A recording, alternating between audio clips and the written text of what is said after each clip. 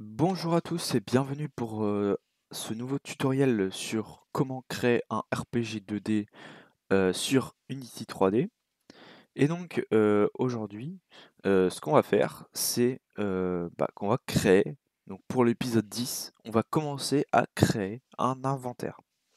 Alors, un inventaire, c'est quelque chose qui n'est pas forcément simple, il faut bien le faire et en fait, c'est quelque chose qui est assez complexe dans, on va dire, dans l'organisation, parce que il y a plein de choses à gérer. Donc nous, ce qu'on va faire, c'est un inventaire assez simple. Donc un inventaire peut-être type Minecraft. En tout cas, pour l'instant, on va faire comme un coffre de Minecraft. Et après, on verra pour faire peut-être de l'équipement, etc. Donc, maintenant que cela est dit, on va pouvoir passer au commencement. Donc, il me fallait des textures. Et du coup, pour lui, en fait. Et du coup, ce que j'ai fait, c'est que j'ai été sur OpenGameArt et j'ai pris ce 7 à 7 qui est donc le Golden UI. Voilà, de toute façon, vous avez le lien là. Et qui sera aussi sur le guide. Et voilà. Bon, du coup, je les ai là. Et ce qu'on va faire, c'est qu'on va reconfigurer cette tile sheet pour pouvoir l'utiliser. Et on va aussi changer ça, parce que cette UI est dégueulasse.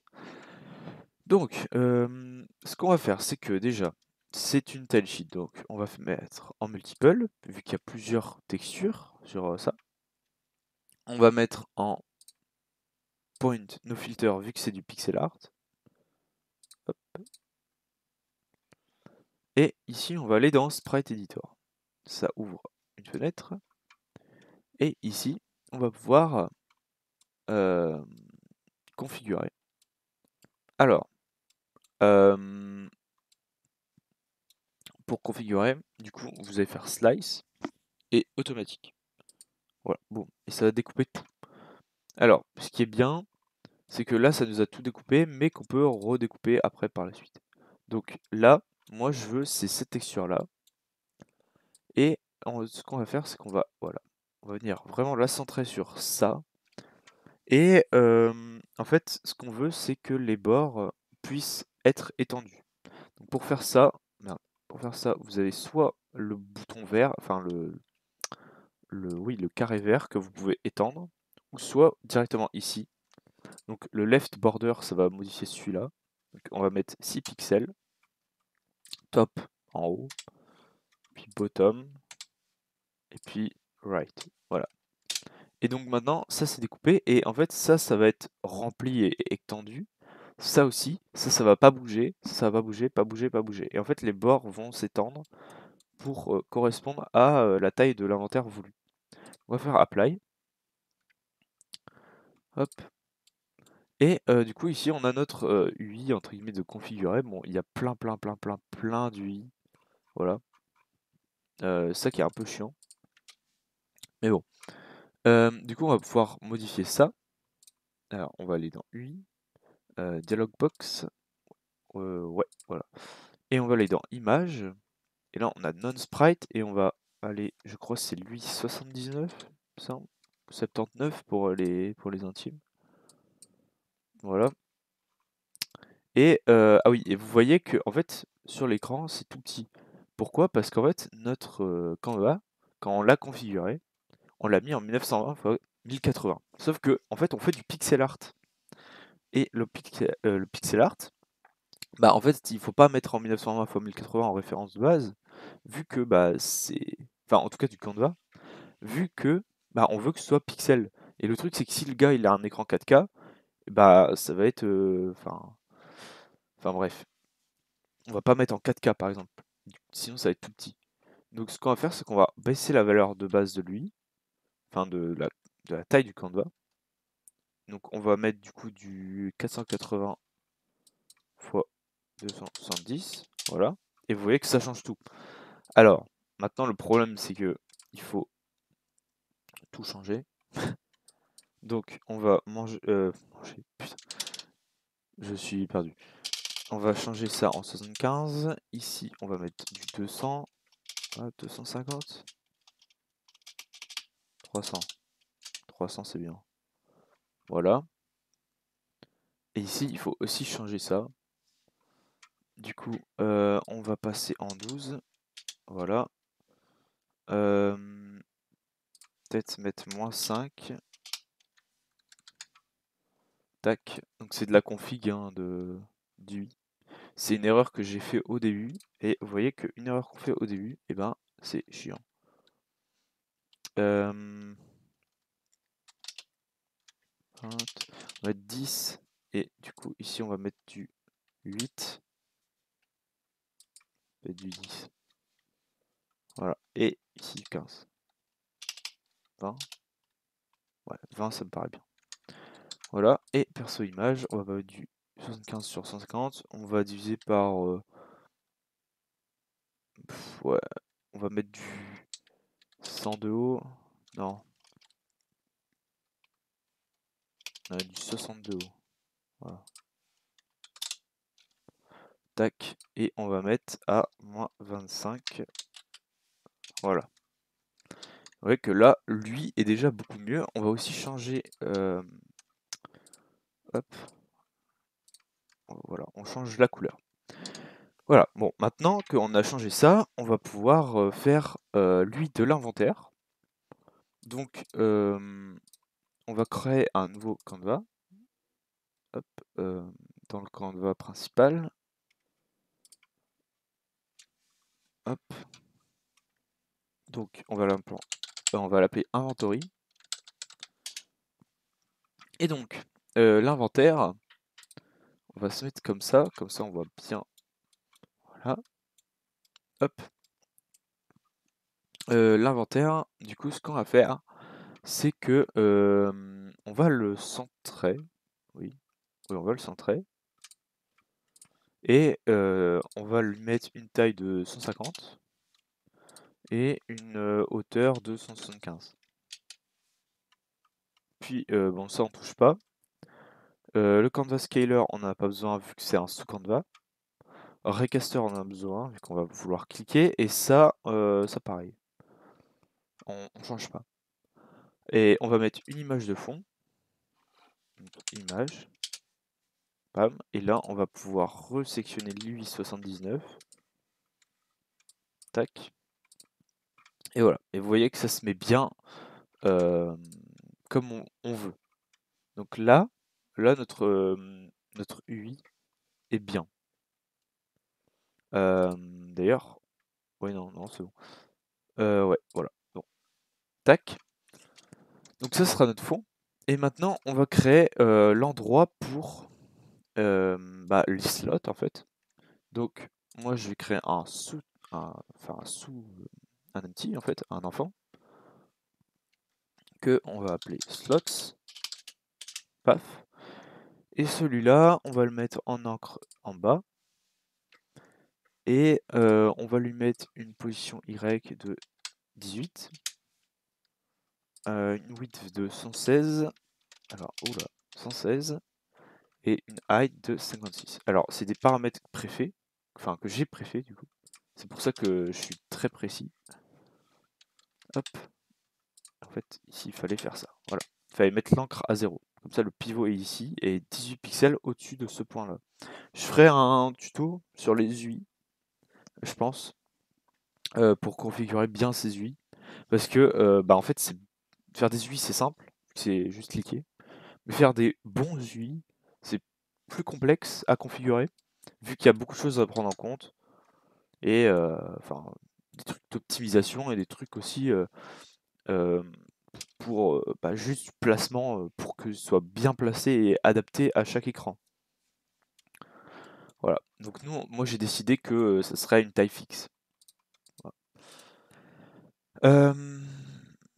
Et c'est tout. Ouais, c'est tout. Ce que je vais faire, c'est que je vais, hop, je vais mettre un grid layout. Donc voilà, un grid layout group. Paf.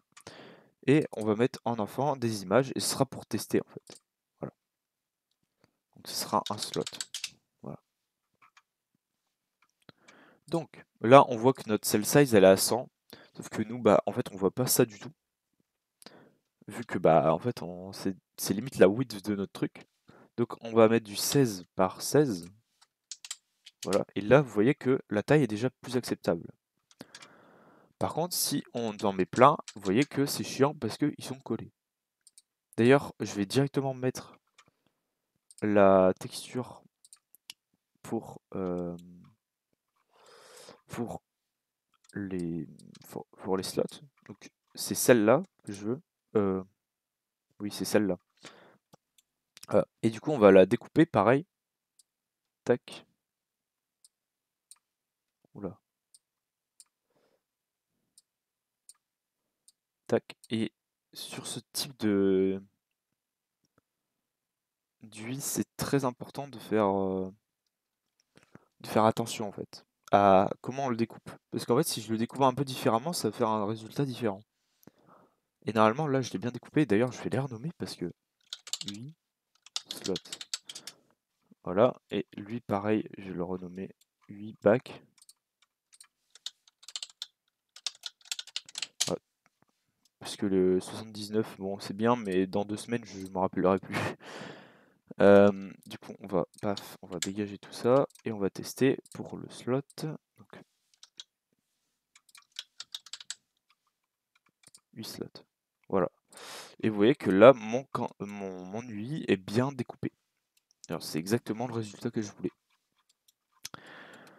Voilà. Donc, vous voyez que, bah, en fait, ils sont à la suite. Et c'est pas forcément ce qu'on veut. Enfin, moi, en tout cas, c'est pas ce que je veux. Et donc, moi, ce que je veux, c'est qu'il y ait un petit espace. Donc, on va mettre 4 en X et 4, pareil, en Y. Et du coup, maintenant, on peut faire ça. Et voilà. Là, on a nos slots. Voilà. Donc, on a déjà notre UI de fait, entre guillemets, parce que, bon, on va pas se faire chier à faire le reste. Enfin, on le fera plus tard, quoi. Et, et voilà. Bah, par contre, là, on lance, il n'y a rien, hein. Ça veut dire que là, déjà, on peut pas ouvrir l'inventaire. Ça veut dire qu'il est ouvert de base. Et d'ailleurs, je vais le laisser comme ça pour l'instant. Euh, mais, enfin, on peut rien faire du tout. Euh, Ce qu'on va faire, c'est que on va automatiser tout. Ça veut dire que les slots, ils vont être pré-générés. Et pas, en fait, ils vont être générés avec la création de l'inventaire. Ça sera mieux, euh, parce que ce sera plus malléable en fait. Même si on pourrait les foutre à la main. Mais au moins, si vous avez un inventaire de 100 millions de trucs, vous aurez pas, enfin, vous pourrez tout configurer procéduralement et pas juste à la main. De toute façon, un inventaire vaut mieux qu'il soit générique plutôt que fait à la main parce que bah, si vous mettez des paramètres différents au slot, bah en fait, si vous mettez des paramètres différents, en soi c'est débile parce qu'un slot doit se comporter pareil que les autres, à part peut-être un ID, mais l'ID, bah en fait on peut le faire procéduralement donc en soi c'est pas compliqué. Bon, moi je préfère le faire par le code. Donc, tac. Euh, Hop. Donc, ce qu'on va faire, c'est qu'on va créer des scripts. On va déjà créer un folder qu'on va appeler inventory. Paf. Et on va créer 3 scripts. Donc, le premier sera inventory controller. Ça sera vraiment le cerveau entre guillemets de l'inventaire. Puis on va créer inventory data. Ce sera toutes les données de l'inventaire. Et enfin, inventory display qui lui s'occupera d'afficher l'inventaire. Pourquoi je fais ça? Parce que c'est en fait c'est entre guillemets mauvais, enfin de tout faire dans le même script parce que ça va être le bordel. Et vaut mieux directement organiser tout plutôt que bah, de faire un bordel. Enfin bref. Donc on va ouvrir du coup le contrôleur. De toute façon, j'ai déjà VS Code ouvert. Et ça, on s'en fout. Voilà.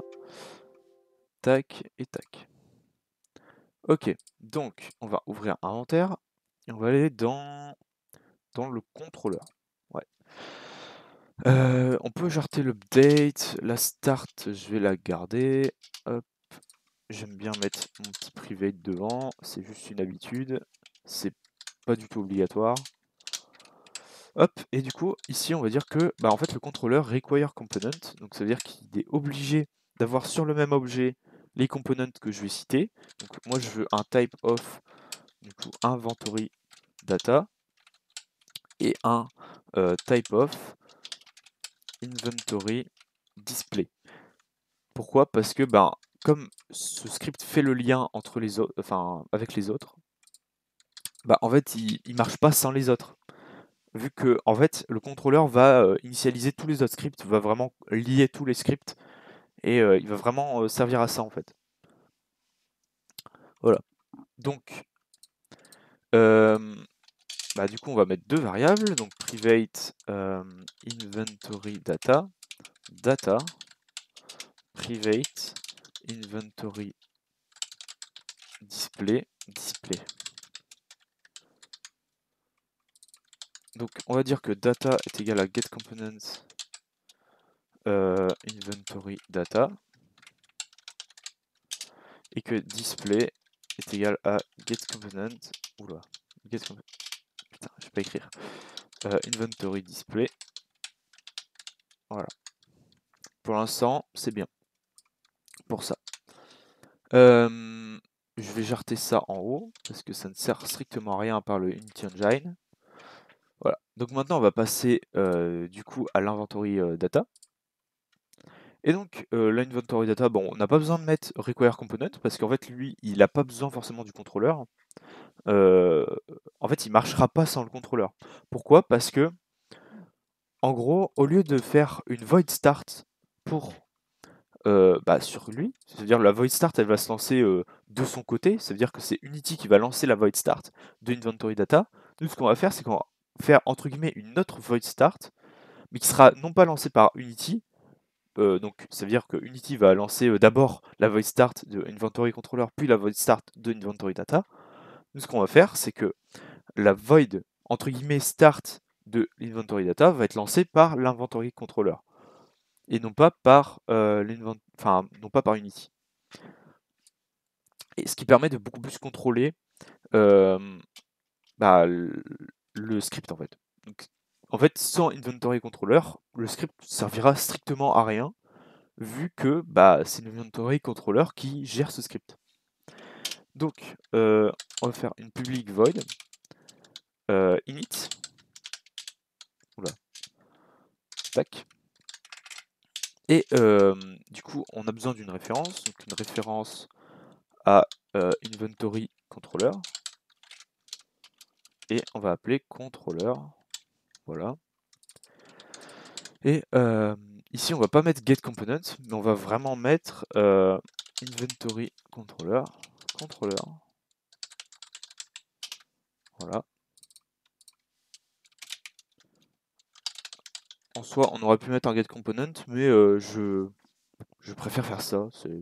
Voilà, c'est différent. Bon, bref. Voilà. Et on aura plus besoin de ça. Paf. Et maintenant, l'inventory display, et je vais faire une petite pause de 1 seconde. Hop, me revoilà. Donc, l'inventory display, du coup, va avoir exactement la même méthode, en fait. Voilà, donc on va vraiment copier-coller. C'est bon, comme ça se répète, on aurait pu faire un script inventory base, tu vois, enfin, inventory child peut-être, enfin, j'en sais rien, pour hériter, pour éviter d'avoir ça et de faire la même méthode, en fait, tout simplement. Je vais pas le faire, je ferai peut-être lors d'un épisode de refactoring. Enfin, en fait, je vais coder comme ça et en soi, là, c'est pas hyper dérangeant parce que bah c'est très court en fait. Voilà. Donc, bah c'est la même chose en fait. Paf. même si, attends, je vais les laisser parce que je sais plus si j'en ai besoin. Ce qu'on va faire, du coup, c'est que on va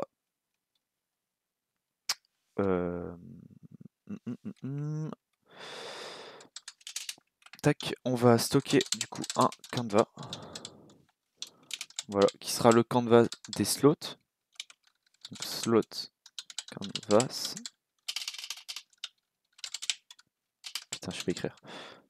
Ah putain, en plus j'ai mis canvas. Voilà. Voilà. Qui sera en CS Field. Puisque, bah en fait, comme ça on pourra vraiment choisir où est-ce qu'on met, par exemple s'il est 6 enfants plus tard, le truc, les slots, bah en fait, on pourra vraiment le mettre où on veut, quoi. Après, on aura besoin du coup d'une préfab, donc private transform, slot préfab. Tac, et en CS Field. Et au-dessus sera une liste private qui sera. Bah non, ce sera plus tard. Donc on va le laisser. Donc là, on a juste besoin d'une préfab.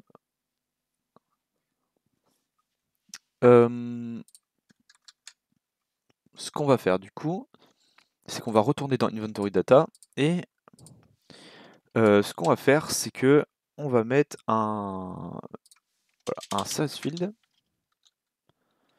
Hop, serialize field, private, int, slot. Alors, on peut même mettre un vector 2, même si en soi... Non, on va mettre un int. Slot number. Paf. Hop, et on va faire un getter. Du coup, en public int.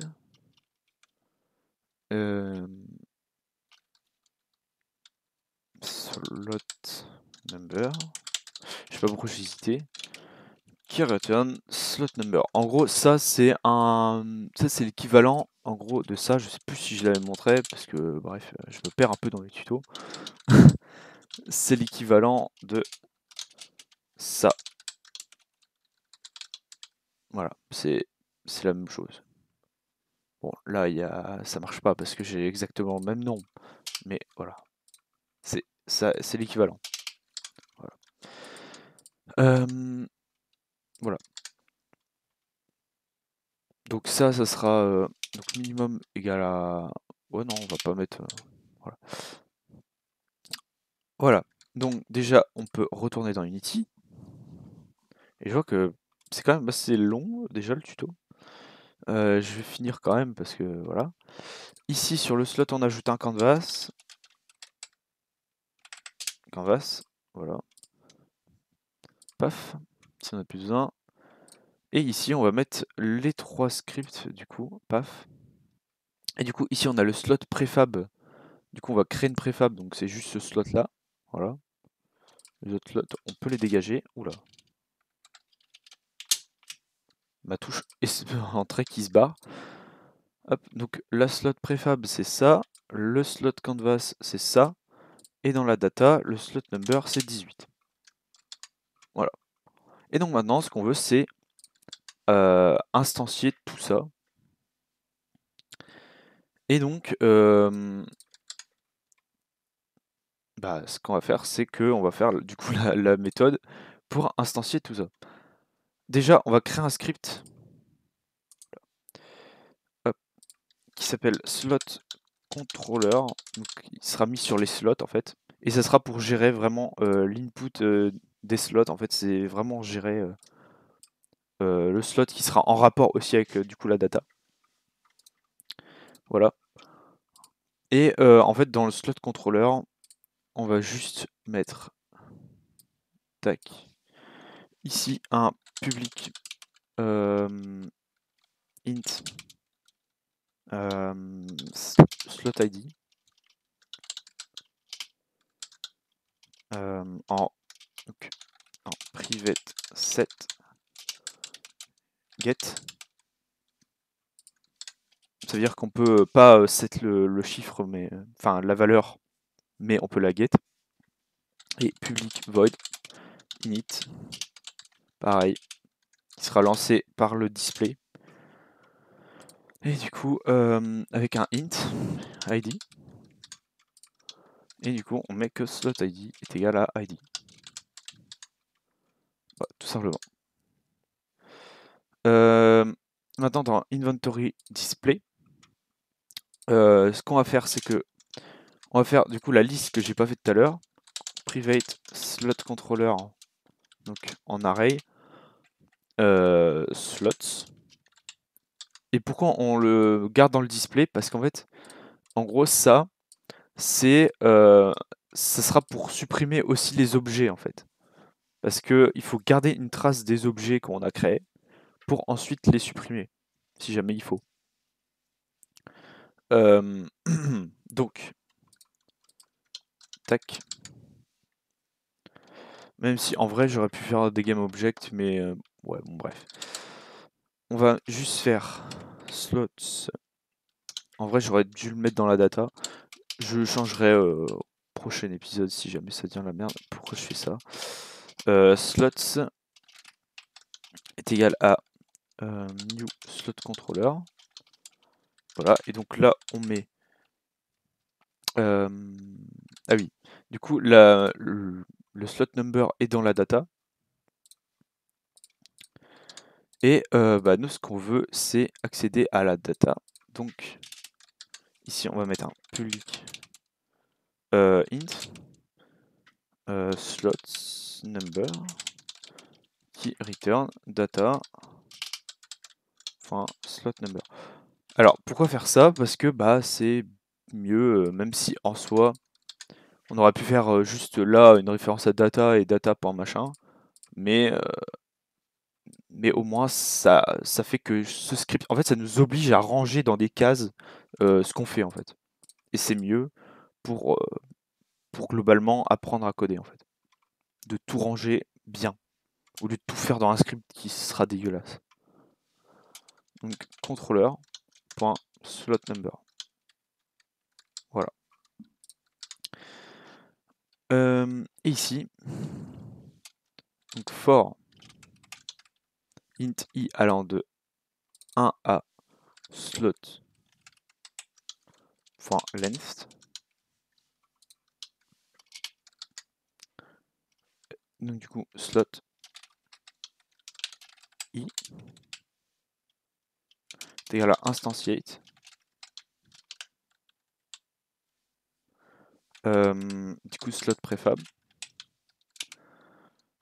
Transform.position, hop, c'est de lui. Quaternion.identity et aussi du coup en parent slot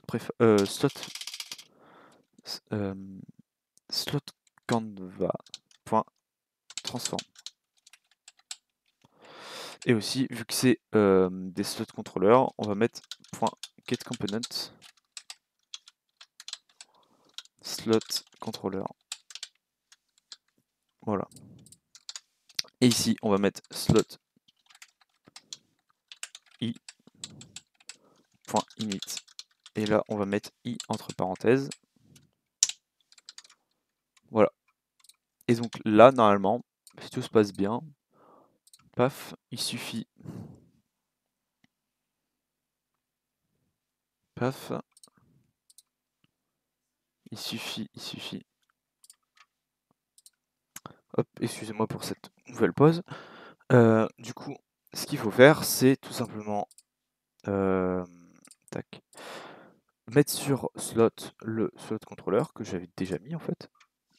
Et c'est tout. On va voir. Normalement, ça marche pas. Ah oui, bah oui, c'est normal parce que dans slot controller, on n'a pas initialisé les trucs, donc data.init. Voilà, et entre parenthèses 10, parce que du coup on fait une référence à soi-même. Et ah oui c'est vrai, putain, le CTRL D ne marche pas sur ce PC. Hop. Display.init. Voilà.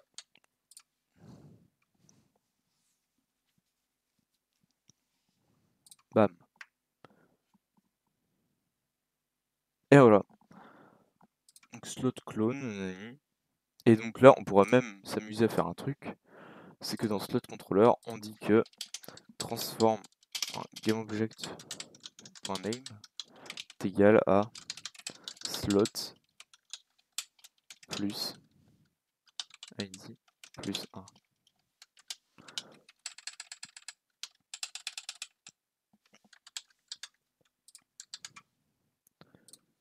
Tac. Comme ça, au lieu d'avoir slot clone, on aura slot 1, 2, 3, 4. Même si le 1 du coup est égal au 0 dans la liste, mais voilà, c'est beaucoup mieux. Voilà.